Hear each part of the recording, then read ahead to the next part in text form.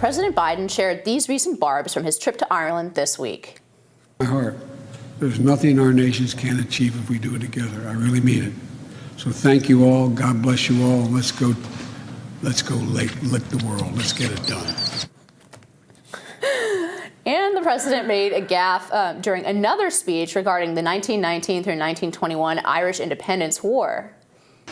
Right here was a hell of a rugby player, and they beat the hell out of the black and tans. Oh, God, it was but it was when you were at a Soldier Field, wasn't it, the game? Chicago. And after it was all over, he gave my brother, allegedly for me, but if it wasn't, I still took it. I still got the tie. I wear it with great pride. I would say let's discuss the remarks, but I only understood about half the words that he said. Yeah, there was something about he got a gift from a rugby player who played in Soldier Field in Chicago.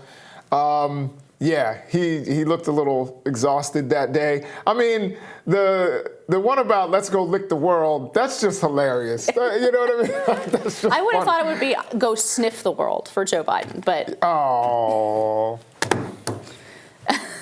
Anyway, yeah, I mean, look, Joe Biden has always been a bit gaffe prone, even when he was younger, right?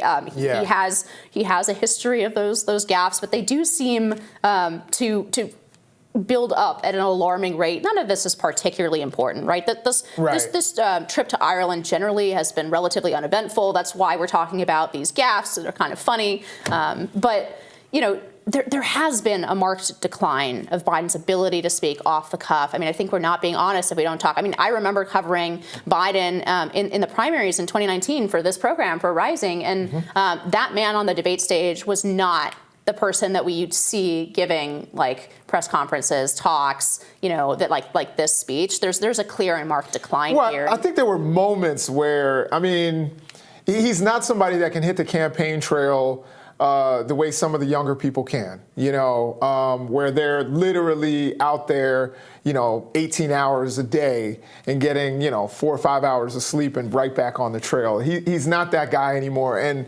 luckily for him, as an incumbent, he's not going to have to keep up that same kind of schedule in terms of campaigning. The goal also was to have someone younger as your running mate who would do some of that, take some of that burden off. And I don't think that necessarily Vice President Harris has the popularity or the profile to go out and, you know, do a lot of what they actually wanted from her in garnering people's excitement and garnering younger people to get excited about another Biden presidency. So it's going to be, you know, interesting to see how he does on the campaign trail. But I don't think he's going to have to keep up the same schedule that he would if, you know, when he was running in, or that he did when he was running in 2019, 2020. Let me ask you this. Do you think this is going to be a factor in whether or not Biden ends up the nominee? Because we've both seen the polls where there's a large part of the Democratic base who's dissatisfied with Biden. His age does factor into that, right? Especially, as you say, with Vice President Harris not being able to really pick up the slack there. I mean, again, to point to 2019, right? Democratic primary voters saw very quickly that she doesn't have the sort of charisma or ability to hold an audience. They knocked her out of the primaries pretty early, considering that she came in with, like, you know, a really good sort of resume for the Democratic Party, and then she really disappointed in those debates. So again, I think, like, you know, what happens with these two? Are these two really, you know, are they going to be the Democratic standard bearers in 2024? I'll say this. I definitely, you know, Joe Biden was not my candidate. And Kamala Harris, even when Joe Biden had clearly gotten the nomination, she was not the person who I thought should have been his running mate. I think that there were better choices out there. You know, for everybody and for the entire political landscape, I think that there were better people he could have chosen. But I will say, just because I know someone is going to, you know, correct me about 2019 and 2020 and say he ran from his basement, you know. But there were a lot of times where he was out on the campaign trail, you know, before, you know, it got real COVID-y. And when he was out on the campaign trail, you could see the age start to creep up. But then he went into those debates And he did well. Like, everybody thought he was, gonna like fall asleep in the middle. People were literally talking about, I don't know, that debate's 2 hours. It's gonna go till 11 o'clock. Is he gonna fall asleep? Is he gonna need his pudding cup? Yeah, is he gonna have to go to the bathroom? All those kinds of things. And he did well when he was up against Bernie Sanders, which I was not expecting. I'm a Bernie stan in that regard. I thought Bernie was gonna wipe the floor with him. He put up a good fight against Bernie. I think Bernie won, but he still put up a good fight against him. And then when you look at what he did with Trump, he did a decent job in the Trump debates. People were like, Trump's going to steamroll him, and that didn't happen. You just saw two angry old guys. It was like, what's that movie with the two angry old, the two grumpy old men or whatever? It was like grumpy old men all over again. Yeah, so I mean, they, it was kind of like that back and forth. And I think, Joe Biden, he's going to need the use of a lot of surrogates. He'll be able to make the excuse, like, I'm doing the work of the American people. I'm not just campaigning. And that will be his excuse not to campaign. And then he needs to come out for some really well-scripted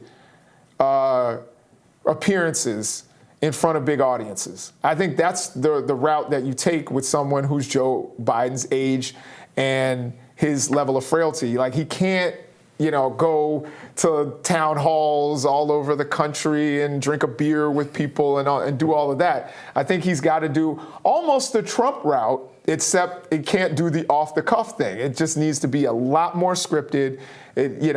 Iron out every word. Make sure he doesn't say repeat the line when he's looking right at the teleprompter.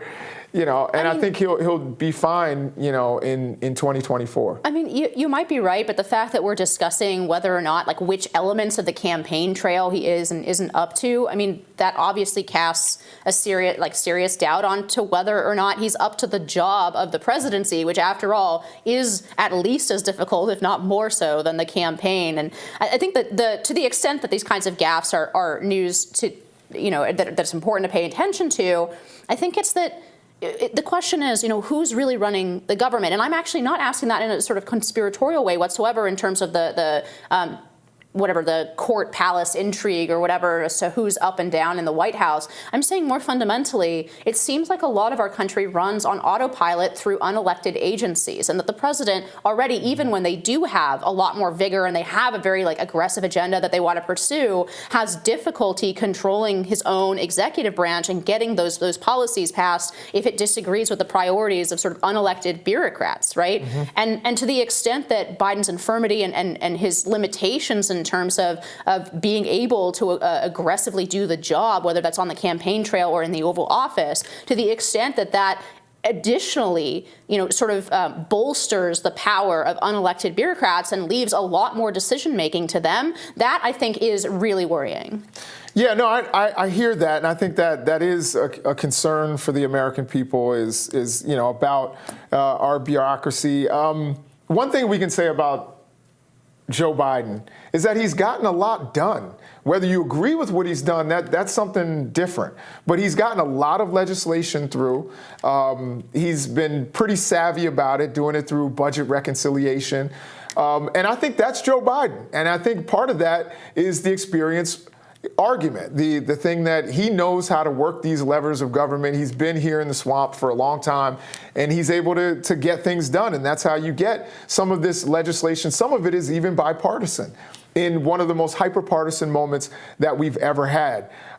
So it should be, really interesting to see how things move forward and what's going to happen in the future. I just want to say next week on Rising, Brianna and Robbie will be back. If we will let them out of the basement that we have them tied up in, Joe Biden's basement.